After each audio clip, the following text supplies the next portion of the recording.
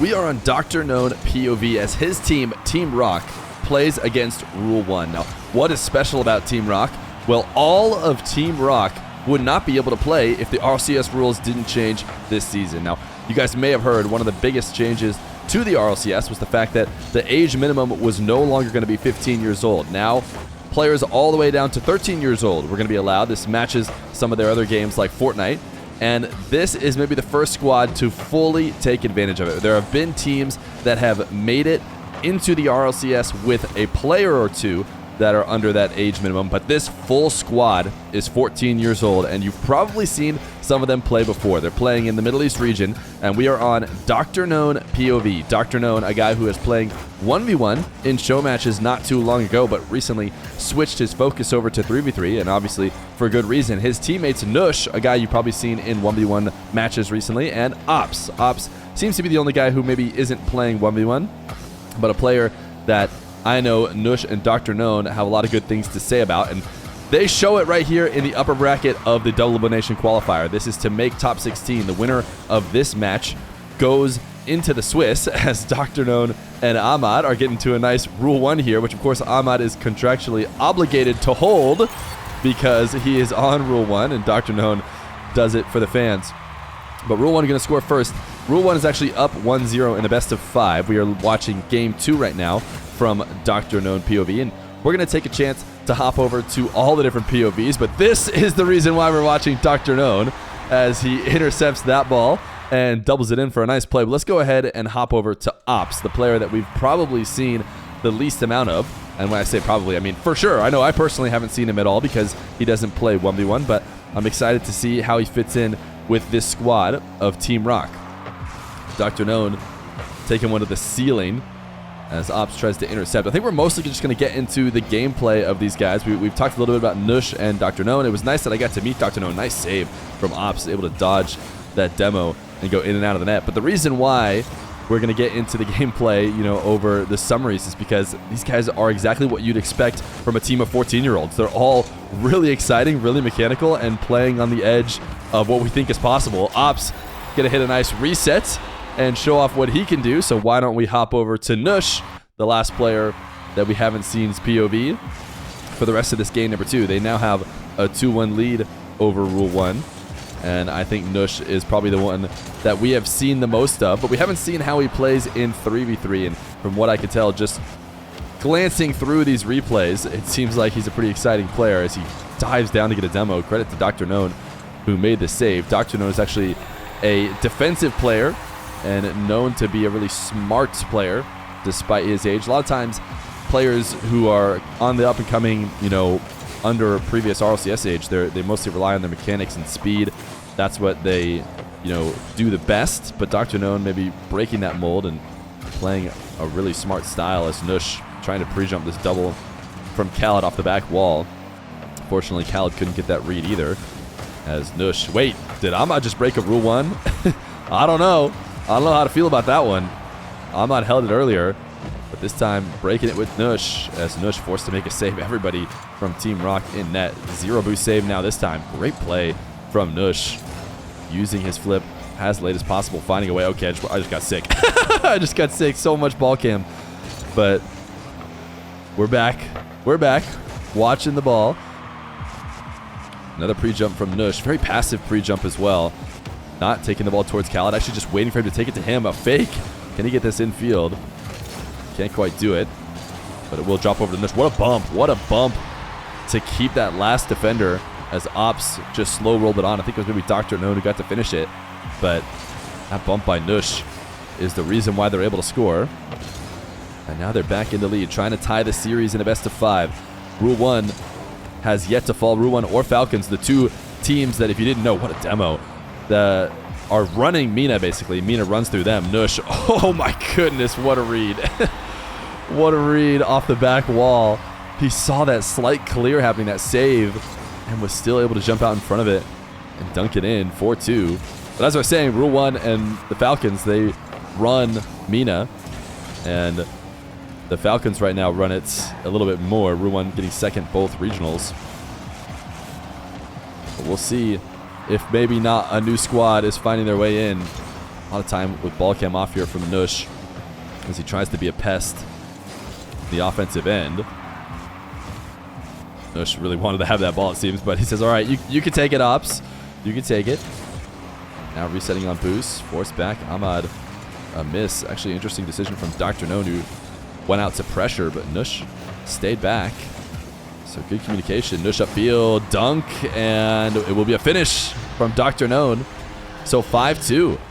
A 5-2 lead with 36 seconds left to go. We've seen a little bit of everybody. When we go to this next game that we're going to watch, we are just going to stick to Nush POV because watching him move around the field was just something special. Ops off the back wall. Nush has to beat 2, and he did, but Nupo able to get the save. Right now, Team Rock really just needs to stay on offense, and there's no way they're getting 3 goals scored against them. Honestly, they probably have already done enough, but Nush being such a pest, not allowing Ahmad to get anything going. Wall dashing into this corner. Bounce it out to Dr. No. Nupo has seemingly given up. He's not even moving outside of nets.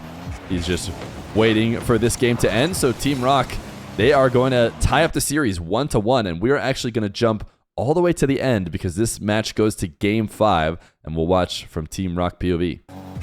Game 5, Rule 1 and Team Rock. I think up to this point, Rule 1 has only lost to the Falcons in the Grand Finals. I want to say they have made it through the Swiss clean and the double elimination. So Falcons have lost to nobody, and Rule 1 have only lost to the Falcons. They've had a couple close matches, to be fair, and they've even had to come back from down in series, to win in Game 7, but they haven't lost. And right now, they're trying to deal with a team of youngsters. And we're going to stick on Nush POV, like I mentioned, because I think he's a very interesting POV to watch, and he is going to get beat here as he uses his last bit of boost on that pre-jump. Thought a shot was coming early and then couldn't react. Look at this cheat up on the kickoff.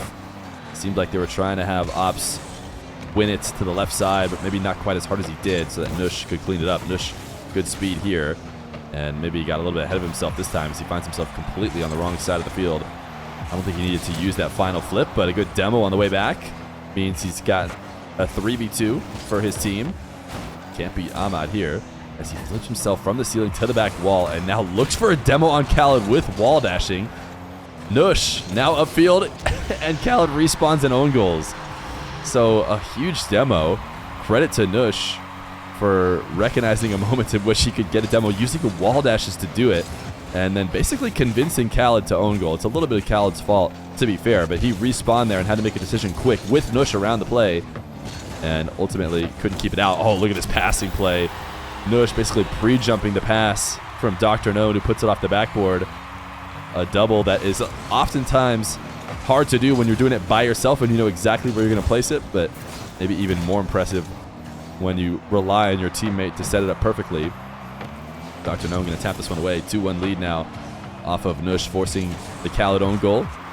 And a little duo setup. I've noticed so far that Nush doesn't seem to be too worried out upfield. Nice play all by himself. He just cuts it right around the ground and just rolls it all the way in. Great speed from Nush to be able to find that. That's what I was saying. I think Nush seems to have a very offensive mindset. He does not mind being on the Rule 1 side of the field, even with the ball behind him. He seems to trust Dr. Known and Ops to be able to handle whatever they need to. And so far we've seen a few different times he's been able to create something on that opposite side of the ball. Khaled to the air. Nush cannot stop him. Dr. Known and Ops going to be the ones that have to 50 him on the goal line. Nush able to dunk Ahmad. He will turn around as there's nothing to find upfield. Ops, nice speed to stop Nupo's shot attempt, and Nush upfield prepping for the pass. It never comes. Dr. Known just a hair up too much as he wasn't able to get a clean touch, had to backflip out of it. Now everybody forced on defense. Again, Ops cleans it up on its rotation through. This region is so fast. It's crazy to think about this being a match between Rule 1 and a team that technically hasn't qualified for their RLCS yet. I mean, they made it here in this final qualifier, but I don't think this squad made it in either of the 2 qualifiers before this. Yet here they are, learning so quickly, playing at such a high speed. Ops intercepting off the side wall. Nush looking for the bump on Nupo. He decides that speed is his ultimate priority, like many other players in MENA decide. Says, if I'm not going to get the ball, I'll just go for the players. Whatever I can do while staying supersonic. Ops pinching this one off the back wall. Nush recognizing that there's really no reason to go up. He is already beat. And a trade demo here between Nush and Khaled as Dr. Known full field clear to the back wall. Nush going to be first to this one.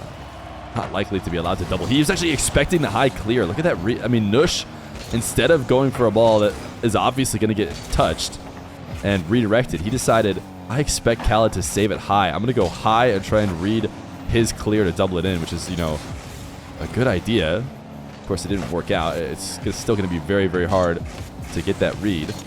But I've seen tons of players, you know, not play for that. Nice pass. And a good finish. Make it 4-1. I've seen a lot of players not play for that and just basically hope for the miss. Nush, with the respect for his opponents, knows they're getting something. Nush over the top of Nupo.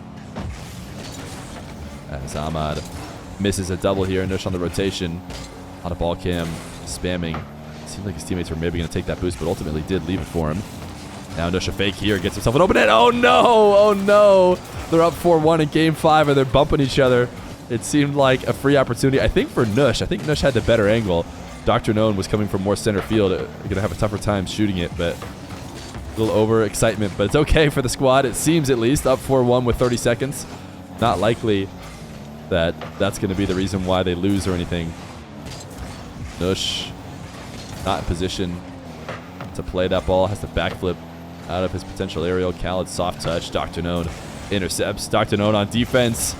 Gets his team out, and now tap it in. How do they not score that? Rule 1 again. It's not even playing. Nupo has stopped moving. Nupo has given up. Nush is going to go jump on top of him and give him a little celebratory hug.